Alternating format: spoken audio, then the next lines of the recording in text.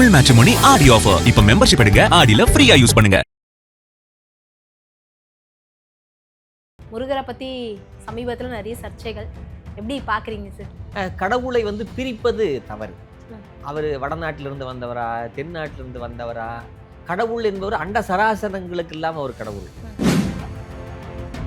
முருகப்பெருமான் தமிழ்நாட்டுக்கு மட்டும், இந்திய நாட்டுக்கு மட்டும் கடவுளான்னு கேட்டால் கிடையாது. இந்த அண்ட சராசரங்களுக்கெல்லாம் அவர் கடவுள்.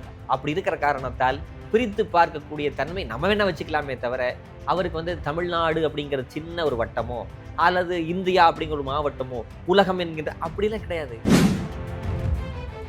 மற்ற இனத்தவர்கள் கூட முருகனை வழிபாடு செய்கிறார்கள். இனம், மதம், மொழி எல்லாத்தையும் கடந்தவராக கடவுளை நாம் பார்க்கணும். அதுதான் ரொம்ப ரொம்ப தேவையான ஒன்று. தமிழ் கடவுள் தான், தமிழ் என்கின்ற ஒரு கட்டுக்குள்ள இருக்கிற கடவுள் தான். ஆனால் எல்லாருக்குமான கடவுளாக இருக்கிறார். வடநாட்டிலிருந்து வந்தாரா அப்படின்லாம் பேசுவது என்பது ஏற்றுக்கொள்ள முடியாத ஒன்று. தென்னாடுடைய சிவனையை போற்றி, எந்நாட்டவருக்கும் இறைவா போற்றி. இதே தான் முருகப்பெருமானுக்கும். தென்னாட்டில் அவர் கொண்டாடப்படுகிறார். ஆனால் அவர் எந்நாட்டுக்கும் சொந்தமானவர், எல்லா நாடுகளுக்கும் உடையவர். அது மாதிரி முருகப்பெருமான் தமிழர்களுக்கும் இந்தியர்களுக்கும் மட்டுமான கடவுள் அல்ல, உலகம் அனைத்தையும் தன்னுடைய திருக்கண்களால் காக்கக்கூடிய ஒரு மாபெரும் கடவுள் முருகப்பெருமான். அசுரர்கள் அழித்தார்னு வருது சூரசம்ஹாரத்தில். அசுரர்கள் அழித்தது தமிழருக்காக மட்டும் அழிச்சாரா? இந்தியருக்காக, உலக மக்கள் அனைவருக்காக உலகத்தை அனைத்தையும் காப்பாற்றினார். அதன் காரணமாக அவர் அனைவருக்குமான கடவுள். ஆனால் உனக்கானது இல்லை என்று சொல்வது தவறு. ஆதன் ஆன்மீகம் நேயர்களுக்கு ஷாம்லாவின் அன்பு கலந்த வணக்கங்கள். நம்ம ஆதன் ஆன்மீகத்துல ஆன்மீகம் சம்பந்தப்பட்ட பல கேள்விகளுக்குமே தினம்தோறும் ஒவ்வொரு வகைகளில் பதில்களை பார்த்துக்கிட்டு இருக்கோம். ஆன்மீக ரீதியாகவும் ஜோதிட ரீதியாகவும் நிறைய விஷயங்களை நம்ம கூட ஷேர் பண்ணக்கூடிய பேராசிரியர் சிவ சதீஷ் அவர்கள் இன்னைக்கு நம்மோடு இணைஞ்சிருக்கிறாரு. இவர் ஒரு சிறந்த பேச்சாளரும் கூட. நிறைய மேடைகள்ல முருகரை பத்தி நிறைய விஷயங்களை பகிர்ந்துகிட்டு இருந்திருக்கிறாரு. இன்னைக்கும் நிறைய தகவல்களை கேட்டு தெரிஞ்சுக்க போறோம். வணக்கம் சார். வணக்கம். எப்படி இருக்கீங்க சார்? நலம். திருப்புகழ் மகாமந்திர வழிபாடு ப்ளஸ் கிளாஸும் எடுத்துக்கிட்டு இருக்கீங்க தொடர்ந்து. முருகரை பற்றி சமீபத்தில் நிறைய சர்ச்சைகள் எப்படி பார்க்குறீங்க சார்? முருகப்பெருமானுக்கு இந்த சர்ச்சையால் எந்த வகையான இழிவும் இல்லை, மேன்மையும் இல்லை. அவர் என்றைக்கும் இருக்கிறவர். நம்ம தான் சர்ச்சையை படுத்திக்கிறோமே தவிர, அதெல்லாம் கடந்தவர் தானே கடவுள். கடவுள்னா கடந்து நிற்பவர் தானே. அவர்களை வைத்து நம்ம வேணா நேரத்தை போக்கிக் கொள்ளலாம். ஆனால் அவர் என்றைக்கும் பூரணத்துவமாக இருக்கிறவர். அதனால் சர்ச்சைகள் என்ன வேணாலும் பண்ணிக்கிட்டு இருக்கலாம். அந்த சர்ச்சைகளுக்கு எந்த வகையிலும் ஒரு துளியும் கூட அவருக்கு ஏற்றமோ இறக்கமோ ஏற்பட போறது கிடையாது. ஆனால் நீங்கள் பிரபல பேச்சாளர், நிறைய இடங்களுக்கு போவீங்க, ப்ளஸ் பேராசிரியரும் கூட. நிறைய தகவல்கள் கேட்பாங்க இல்லையா? இது கொஞ்சம் மன சங்கடமாக தான் இருக்கு அப்படிங்கிற மாதிரி தருணங்கள் ஏதாவது உண்டா? முருக பக்தர்களுக்கு இருக்கு. கடவுளை பிரிப்பது தவறு. அவர் வடநாட்டிலிருந்து வந்தவரா, தென்னாட்டிலிருந்து வந்தவரா? கடவுள் என்பவர் அண்ட சராசரங்களுக்கு இல்லாமல் ஒரு கடவுள். ஒன்றும் இல்லை. முருகப்பெருமான் காளி தேவியினுடைய கட்டுப்பாட்டிலே ஒரு நேரத்தில் இருந்தார். எப்போ அப்படின்னு கேட்டால் அருணகிரிநாதருடைய வரலாற்றில் வருது. அருணகிரிநாதர் சம்பந்தாண்டானோட ஒரு வாக்குவாதம் அப்படிங்கிற போது, யார் கடவுளை முதல்ல வர வைப்பார்கள் அப்படிங்கும்போது சம்பந்தாண்டான் காளிகிட்ட ஒரு ஒப்பந்தம் பண்ணிக்கிறார். நீ முருகனை அனுப்பாத அப்படின்னு சொல்லி. அந்த நேரத்தில் அருணகிரிநாத பெருமான் ஒரு அற்புதமான ஒரு பாட்டு பாடுறார். அதல சேட நாராட, அகிலமேறு மீதாட, அபினகாளி தானாட, அவளோடு அன்று அதிரவீசி வாதாடும், விடையிலேறு வாராட, அருகுபூத வேதாளம் அவையாட, மதுரவாணி தானாட, மலரில் வேத நாராட, மருவு வானுளோராட, மதியாட, வனச்சமாமியாராட, நெடிய மாம நாராட, மயிலுமாடி நீயாடி வரவேணும்னு திருப்புகழ். என்னன்னு கேட்டால், அதல சேட நாராடன்னு வருது. அதலம் அப்படின்னா அதலம் முதலான 14 லோகங்கள் ஆடிச்சுன்னு வருது. முருகப்பெருமான் தமிழ்நாட்டுக்கு மட்டும், இந்திய நாட்டுக்கு மட்டும் கடவுளான்னு கேட்டால் கிடையாது. இந்த அண்ட சராசரங்களுக்கெல்லாம் அவர் கடவுள். அப்படி இருக்கிற காரணத்தால் பிரித்து பார்க்கக்கூடிய தன்மை நம்ம வேணா வச்சுக்கலாமே தவிர, அவருக்கு தமிழ்நாடு அப்படிங்கிற சின்ன ஒரு வட்டமோ அல்லது இந்தியா அப்படிங்கிற ஒரு மாவட்டமோ உலகம் என்கின்ற அப்படிலாம் கிடையாது. எல்லாத்துக்கும் கல்லுக்குள் இருக்கக்கூடிய தேரைக்கும் அவர் கருணை செய்யக்கூடியவர். ஆனா சொல்றது ஒரு வார்த்தை என்னன்னா, தமிழுடைய கடவுள் முதல் முழு கடவுள்னா முருகர் தானே. முழு முதற் கடவுள் தமிழுக்கு அவர் உண்டு, இல்லைன்னு சொல்ல. ஆனா அவர் தமிழர்களுக்கு மட்டுமான கடவுள் அல்ல, அவர் தமிழ் கடவுள். ஆனால் தரணி அனைத்தையும் காக்கக்கூடிய கடவுள். அவர் எப்படி சொல்றது, ஆரொருவர் உள்குவார் உள்ளத்துள்ளே அவ்வுருவாய் நிற்கின்ற அருளும் தோன்றும் அப்படின்னு சொல்லுவாங்க தேவாரத்துல. அந்த வகையில தமிழ் பெருங்கடவுள், தமிழுக்கு எவ்வளவோ சேவை செய்திருக்கிறார். ஆனால் மற்ற மக்களுக்கு அவர் கடவுள் இல்லையானா உண்டு, எல்லா பக்கமும் உண்டு. இப்போ வடநாட்டில் முருக வழிபாடு இருக்குது, என் கதிர்காமத்தில் வழிபாடு இருக்குது, மலேசிய நாட்டில் இருக்குது.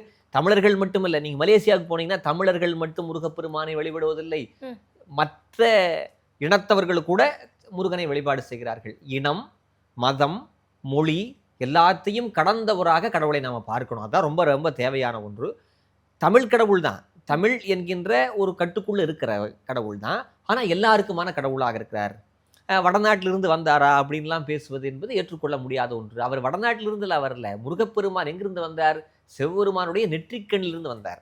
அருவும் உருவமாகி அனாதியாய் பலவாய் ஒன்றாய் பிரம்மமாய் நின்ற சோதி பிளம்பது ஒரு மேனியாகி கருணை கூறு முகங்கள்லாரும் கரங்கள் 12 கொண்டு ஒரு திருமுருகன் வந்தாங்கு உதித்தனன் உலகம் ஐய. முருகப்பெருமான் வந்தாருன்னு சொல்றதே பிள்ளை. அவர் என்றைக்கும் இருக்கிறவர். கடவுள் திடீர்னு யாரை கிரியேட் பண்ண முடியுமா என்ன? முருகப்பெருமான் என்றைக்குமே இருக்கிறவர். சூரியன் என்றைக்குமே இருக்கிற ஒன்று. அது மறைந்து வெளிப்படுகிறது. சூரியன் தினமும் காலையில் வருது. சன்ரைஸ் என்னன்னு சொல்லுவீங்க? சூரியோதயம், சூரிய உதயம் இல்லையா? மறைந்திருக்கிற ஒன்று வெளிப்பட்டால் உதயம். முருகப்பெருமானும் உதித்தனன் தான் கச்சியப்பர் சொல்றார். அப்ப சிவபெருமானுடைய 6வது முகமாக இருக்கிற அந்த முகம் வெளிப்பட்டத்தையே தவிர முருகப்பெருமான் அங்கிருந்து வந்தார் இங்கிருந்து வந்தார்லாம் இல்லை. அவர் என்றைக்கும் இருக்கிற ஒருவர் தான். அதனால அவர் அந்த பகுதிக்குரியவர். இந்த எல்லா பகுதியும் அவருக்குரியதே தவிர அவர் அந்த பகுதிக்குரியவர்னு சொல்ல முடியாது. தென்னாடுடைய சிவனையை போற்றி எந்நாட்டவருக்கும் இறைவா போற்றி. இதே தான் முருகப்பெருமானுக்கும். தென்னாட்டில் அவர் கொண்டாடப்படுகிறார். ஆனால் அவர் எந்நாட்டுக்கும் சொந்தமானவர், எல்லா நாடுகளுக்கும் உடையவர். அது மாதிரி முருகப்பெருமான் தமிழர்களுக்கும் இந்தியர்களுக்கும் மட்டுமான கடவுள் அல்ல, உலகம் அனைத்தையும் தன்னுடைய திருக்கண்களால் காக்கக்கூடிய ஒரு மாபெரும் கடவுள் முருகப்பெருமான். வாரியார் சாமிகிட்ட கேட்டாங்க, சாமியினுடைய வழிபாடு கடவுள் யாரு? முருகப்பெருமான். சாமிகிட்ட கேட்டாங்க, சாமி உங்க நாட்டில் இருக்கிற சாமி எங்க நாட்டில் இருக்கிற சாமி ஒன்று தானா சொல்லுங்க சாமி. ஆமா, எப்படி சொல்றீங்க? ஏன் நாங்க கடவுள் என்ன செய்யறாங்களோ, எங்க கடவுள் எதை செய்யறாரோ அதை தான் உங்களுடைய கடவுளுக்கு பேராக வச்சிருக்க அப்படின்னாங்க. என்ன உங்க ஆங்கிலத்தில் என்ன சொல்றீங்க கடவுளை? காட். அதைத்தான் எங்க சாமி பிரீஃபா செஞ்சுக்கிட்டு இருக்காருன்னாரு. எப்படி? படைத்தல், காத்தல், அழித்தல். ஜி ஃபார் ஜெனரேட்டர் படைத்தல், ஓ ஃபார் ஆப்ரேட்டர் காத்தல், டி ஃபார் டெஸ்ட்ராயர் அழித்தல். இதைத்தான் நீங்கள் சொல்கிறீங்கன்னு வாரியார் சாமி சொன்னார்கள். அப்போ பிரிவினைவாதங்கள் என்பது கடவுளுக்குள்ளே இருக்கக்கூடாது. கடவுள் எல்லாவற்றையும் கடந்து நிற்கிறார் இருக்கார். இன்னும் சொல்லணும் அப்படின்னா மனிதர்களுக்கு இனம் மொழி மதம்லாம் பிரிச்சுக்கிட்டு இருக்கிறோம். பல தலங்களில் மயில் பூஜை பண்ணியிருக்கு, எறும்பு பூஜை பண்ணியிருக்கு, யானை பூஜை பண்ணியிருக்கு, சிலந்தி பூஜை பண்ணியிருக்கு. அப்போ மொழியை கடந்து அக்ரணையாக இருப்பவர்களுக்கும் கூட கடவுள் கருணை செய்கிறார். அவருடைய பூஜை கூட ஏற்றுக்கிறார். அப்படி வச்சு பார்க்கும்போது கடவுளை ஒரு சொம்புக்குள் அடைக்க முடியாது. அவர் பிரவாகமாக இருக்கிறார். அப்போ நீங்கள் தமிழ் கடவுளா இல்லையான்னு கேட்டால் தமிழ் கடவுள் தான். அவர் பெரிய கடல். ஒரு சொம்பில் மோந்து வச்சு தமிழ் கடவுள் நம்ம சொல்லலாம். தமிழுக்கு எவ்வளவு விஷயங்களை முருகப்பெருமான் செஞ்சிருக்கார். தமிழ் கடவுள் அப்படிங்கிறதுக்கு ஒரு விஷயம் சொல்கிறேன். முருகப்பெருமானுடைய வழிபாட்டில் முருகனுடைய இலக்கியங்கள் எது சிறந்த இலக்கியம் சொல்லுவீங்க? திருமுருகாற்றுப்படை சொல்லுவாங்க, சஷ்டி கவசத்தெல்லாம் சொல்கிறாங்க. என்னதான் சொன்னாலும் திருப்புகழுக்கு தனி இடம் உண்டு. திருப்புகழில் பாதி பாட்டு முருகனே பாடி கொடுத்துருக்காரு. ஒரு பாட்டில் பாதி பாட்டு முருகன் பாடியிருக்காரு. ஒன்று. ரெண்டாவது, ஒருத்தருக்கு சுவாமி மலையில் ஒருத்தருக்கு வயிற்று வலி. அந்த வயிற்று வலி வந்த உடனே என்ன பண்ணுறதுன்னு தெரியாமல் இருக்கிற போது ஒரு பெரியவர் சொல்லிட்டாரு, நீ திருப்புகழ் பாடுப்பா, முருகன் வயிற்று வலியை போக்கிடுவார். என்ன திருப்புகழ் பாடணும்? குமர குருபர குணதர நிதிதர திமித தினகரன்னு தொடங்குற பாட்டு பாடு. இவனும் பாடுறான், தப்பாக பாடுறான். ஏன்னா திருப்புகழ் எல்லாராலையும் படிச்சிட முடியாது. தப்பாக பாடுறான். உடனே முருகப்பெருமான் வந்துட்டார். ஏய் இங்கே பார், அருணகிரிநாதர் எனக்கு ரொம்ப வேண்டியவர், அவருடைய தமிழ் பாட்டு ரொம்ப ரொம்ப பிடிக்கும், அதை பிழையா பாடாதுப்பா, அவனுடைய வயிற்று வலி நான் போக்கிடுறேன், ஆனால் தமிழில் இப்படி பண்ணிடாதுன்னு சொல்லி தமிழ் பெருங்கடவுளாக அவர் அந்த பிழையாக வரக்கூடாது என்பதற்காக திருத்திய பாங்கு உண்டு. அதனால தமிழ் பெருங்கடவுள் தான். தமிழுக்கு மட்டுமல்ல, அவர் எல்லாருக்கும் கடவுளாக இருக்கிறார். எப்படி சின்ன உதாரணம் சொல்கிறேனே, இந்த உதாரணம் கொஞ்சம் கீழ்த்தரமாக இருக்கலாம் வச்சுக்கோங்க. ஏன்னா கடவுளோட பேசும்போது ஒருத்தர் நம்ம பகுதிக்கு எம்எல்ஏவாக இருக்கார், அவர் அமைச்சராகவும் இருக்கிறார். அந்த பகுதிக்கும் அவர் எம்எல்ஏ தான். ஆனால் ஒரு துறைக்கு அவர் அமைச்சராக இருக்கிற போது தமிழகம் முழுவதும் அந்த துறைக்கான மக்களுக்கான ஒரு பிரதிநிதியாக இருக்கார். அதை போலத்தான் தமிழ் கடவுளாக இருக்கிறார், தரணிக்கும் கடவுளாக இருக்கிறார். அதுதான் ஏற்றுக்க முடியும். எப்படி பாக்குறீங்க சார்? ஏன்னா நிறைய விமர்சனங்கள் வந்திருக்கும். இப்போ கடந்த ஒரு வாரமாவே எந்த சோஷியல் மீடியாவை திறந்தாலும் தமிழ் கடவுள் முருகர் இல்ல, அவர் வட மாநிலத்துல இருந்து வந்தவர் அப்படிங்கிற அந்த ஹேஷ்டேகா இருக்கட்டும், கேப்ஷனா இருக்கட்டும் பார்க்க முடியுது. நீங்க தொடர்ந்து நிறைய பேச்சாளர் மட்டும் இல்லாம நிறைய இடங்கள்ல முருகரை பத்தி ஒரு சொற்பொழிவும் நடத்துறீங்க, மகாமந்திர வகுப்பும் எடுக்கிறீங்க. அப்படிங்கிற பட்சத்துல உங்களை பத்தி உங்ககிட்ட நிறைய விதமான கேள்விகளும் கேட்குறாங்க. இதுக்கு நம்ம சஃபர் ஆகாமல் இருக்கிறது தான் சரி. நமக்கு ஒரு தெளிவு இருக்கணும். முருகப்பெருமான் தமிழ் கடவுள் தான், இந்தியர்களுக்கான கடவுள் தான், நமக்கான கடவுள் மட்டுமில்ல உலகத்துக்கான கடவுள் என்கின்ற எண்ணம் நமக்கு இருந்துச்சுன்னு வச்சுங்களேன், அது நம்ம கடந்து போகலாம். அவங்க சொல்லிட்டாங்க அப்படிங்கிறதுக்காக நம்ம சஃபர் ஆகக்கூடாது. ஆனால் பக்தியில் ரொம்ப முருக பக்தியில் இருக்கிறவங்களுக்கு கஷ்டமாக தான் இருக்கும். முருக பக்தியில் இன்னும் நம்ம ஆழமாக போகிற போது ஒன்றும் நீ உன் இஷ்டத்துக்கு என்ன வேணாலும் சொல்லிட்டு போ, சூரியனை பார்த்து நாய் குறைத்தால் நாய்க்கு தான் அதுதான். அப்படி யாரும் சொல்கிறவங்க சொல்லிட்டு போகிறாங்க. அவங்க உரிமை கொண்டாடுவது தப்பு இல்லை, இன்னொருத்தருக்கு உரிமை இல்லைன்னு சொல்கிறது தானே தப்பு. இப்போ வடநாட்டில் இருக்கிறவங்க முருகன் என்னுடைய கடவுள் அப்படின்னு தாராளமாக சொல்லலாம். ஆனால் உன்னுடைய கடவுள் இல்லைன்னு சொல்கிறதுக்கு யாருக்கு உரிமை இல்லையே, இல்லையா? ஒரு சைனாக்காரன் கூட என்னுடைய கடவுள்னு சொல்லட்டும், ஏற்றுக்கொள்ள அந்த விசால பார்வை ஏற்றுக்கிட்டோம் அப்படிங்கிறேன்.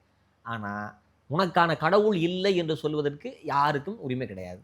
மற்றவங்களுடைய கருத்து இப்படி இருக்கா, அவங்க வருத்தப்படுறாங்கன்னு சொல்றீங்க, உங்களோட பார்வை இதில் எப்படி இருக்கு சார்? எனக்கும் தொடக்கத்தில் வருத்தமாக தான் இருந்துச்சு. அப்புறம் படித்து பார்க்குற போது இந்த தென்னாடுடைய சிவனை கான்செப்ட் தான், எந்நாட்டவருக்கு முறை. அப்படி இருக்கிற போது நீ என்ன வேணாலும் சொல்லிட்டு போ, அவர் என்றைக்கும் தமிழ் கடவுள், தமிழ் புலவராக இருந்திருக்கிறார், தமிழர்களுக்காக இருந்திருக்கிறார், தரணிக்காகவும் இருந்திருக்கிறார். இப்போ ஒன்றும் இல்லைங்க, இந்த அசுரர்கள் அழித்தார்னு வருது சூரசம்ஹாரத்தில். அசுரர்கள் அழித்தது தமிழருக்காக மட்டும் அழிச்சாரா, இந்தியருக்காக? உலக மக்கள் அனைவருக்காக உலகத்தை அனைத்தையும் காப்பாற்றினார். அதன் காரணமாக அவர் அனைவருக்குமான கடவுள். ஆனால் உனக்கானது இல்லை என்று சொல்வது தவறு. என்னுடையவர் என்று உரிமை கொண்டாடிக்கிறதுக்கு அவர் என்ன ப்ராடக்டா? அவர் அவங்க பெற்றெடுத்த குழந்தையா? கிடையாது. இங்கே சங்க நீங்கள் தமிழ் இலக்கியத்தில் எடுத்து பார்த்தீங்கன்னா தமிழில் முதல் இலக்கியமே முருகனுக்கான இலக்கியம் தான், திருமுருகாற்றுப்படை. அப்படியெல்லாம் வைத்து பார்க்கிற போது முருகப்பெருமானை தமிழரிடமிருந்து பிரிக்க முடியாது. ஆனால் அவர் தமிழர்களுக்கான மட்டும் கடவுள் அல்ல, அனைவருக்குமான கடவுள். திருப்புகழ் பாராயணம் அப்படிங்கிறது நிறைய பேருக்கு கனவா இருக்கலாம். நீங்க தொடர்ந்து வகுப்பெல்லாம் எடுத்துக்கிட்டு இருக்கீங்க. இப்போ இவ்வளோ பெரிய சர்ச்சை இருக்கு, இதுக்கு மத்தியிலையும் வந்து வகுப்பு கத்துக்கிறவங்க இருக்காங்களா? அவங்க என்ன மாதிரியான விஷயங்கள் கட்டாயமா கத்துக்கிறாங்க. முறையா திருப்புகழ் படிக்கிறவங்களுக்கு நான் வகுப்புல சில விஷயங்கள்லாம் சொல்லி கொடுக்குற போது அப்படி படிக்கிறாங்க பார்த்தீங்களா? இப்படி படிக்கிறவங்களே அந்த வகையிலும் பெரும்பான்மையாக சஃபர் ஆகலை. அவங்களுக்கு புரிதல் இருக்கு, இவ்வளவு தானப்பா. திருச்செந்தூர் திருப்புகழ் இருக்கு, அதுல அறிவால் அறிந்து உன் இருதாள் இறைஞ்சும் அடியார் இடைஞ்சல் களைவோனே. அறிவால் அறிந்தவர்களுக்கு அவர் யாருன்னு தெரியும். அதனால நீ சொந்தம் கொண்டாடிட்டு போ, நீ சொந்தம்னு சொன்னங்காட்டி என்ன எனக்கு சொந்தம் இல்லாமல் போயிடுவாரா அப்படிங்கிற ஒரு தெளிவு அவர்களுக்கு இருக்கிறது.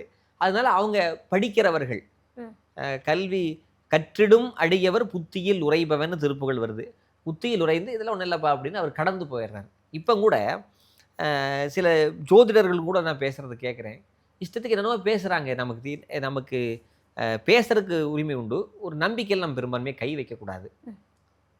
அவர் ஒரு குறிப்பிட்ட திருத்தலத்தை சொல்லி, அதுவும் சென்னையில் மிகப்பெரிய தலம், உயிரோட்டமாக இருக்கக்கூடிய தலம், அந்த தலத்தை பற்றி சொல்லி, அந்த தலத்து பேரை இந்த டைம் நான் சொல்லக்கூடாது, தலத்தை சொல்லி இங்கே வந்து மறு திருமணங்கள் தான் நடக்கும், கலப்பு திருமணங்கள் தான் நடக்கும், அந்த கோயிலுடைய என்னது வாஸ்து அப்படியாவே நீங்கள் இருந்து உங்கள் வாஸ்துல நீங்கள் பெரிய ஆளாக வந்தாலும் சொல்லக்கூடாது. ஏன்னா அங்கே நன்மைகள் பல நடக்குது. அதை வந்து என்ன சொல்கிறது, வாழ்வாதாரமாக தன்னுடைய மனக்குறையை போக்கக்கூடிய மாபெரும் மருந்தாக அந்த கோயிலை பார்க்கிற போது அப்படியெல்லாம் பேசக்கூடாது. அதே போல தான் இந்த சர்ச்சை அந்த வடநாட்டுதையும் பார்க்குறேன். தமிழர்களுடைய தனிப்பெரும் கடவுள் முருகன். முருகனை வந்து அவன் தான் பேசுவாங்க, அவர் இவர்னு கூட பேச மாட்டாங்க. பழனியாண்டி சொல்லிட்டான், அங்கே அப்பன் இப்படி தான் சொல்லுவாங்க. அப்படி இருக்கிற போது ஒரு நம்பிக்கையில் ஒரு பக்தியில் சில விஷயங்களையும் சொல்லக்கூடாது. அதுதான் உண்மை. இன்னொன்று, வடநாட்டு ஒரு படம் கூட, அந்த படத்துக்கு பேர் என்னது, அந்த படத்துக்கான பெயரே நம்ம கந்தர் அனுபூதியிலேருந்து எடுத்தாங்க. கந்தர் அனுபூதியில் வரக்கூடிய ஒரு பேரை தான் எடுத்து வச்சுருக்காங்க.